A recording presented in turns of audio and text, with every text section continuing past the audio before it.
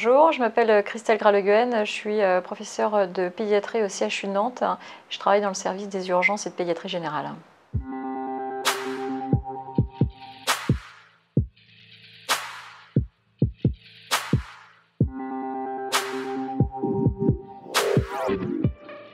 On a constaté 2 mois après le début de l'épidémie qu'effectivement le Covid-19 est une maladie bénigne pour l'enfant dans l'immense majorité des cas.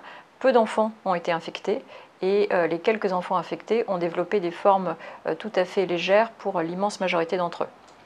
La question de la maladie de Kawasaki qui peut faire suite à la période d'infection virale est une maladie certes sévère mais qui a évolué favorablement sous traitement dans l'immense majorité des cas également. En revanche, il faut que les parents restent vigilants sur le suivi systématique de leurs enfants et en particulier leur calendrier vaccinal.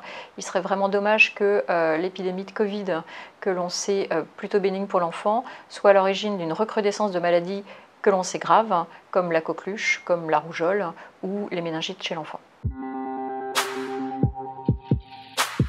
On a pu établir sur des travaux récents que parmi des sujets infectés dans le cadre familial, les enfants étaient en cause dans moins de 10% des cas dans la transmission et que c'est plutôt l'inverse, c'est-à-dire que ce sont les adultes qui contaminent les enfants et pas l'inverse.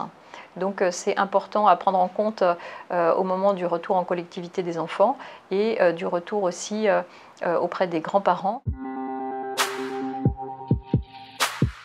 Il y a un consensus médical fort autour du bénéfice du retour en collectivité pour l'ensemble des enfants. On sait que la vie d'un enfant, c'est fait de jeux, c'est fait d'apprentissage, c'est fait d'interactions sociales qui sont extrêmement importantes à maintenir dans leur qualité également et qui ne doivent pas faire les frais de mesures de distanciation qui seraient inadaptées ou excessives pour les petits-enfants. Les mesures barrières restent absolument importantes, en particulier le lavage des mains à l'eau au savon. Dans les collèges, il sera possible d'introduire des masques ou des mesures barrières plus élaborées, mais dans tous les cas, le retour en collectivité est préconisé, même pour les enfants porteurs de maladies chroniques, en prenant la peine de consulter vos spécialistes pour pouvoir l'organiser au mieux. Des mesures de distanciation excessives seront inapplicables et délétères.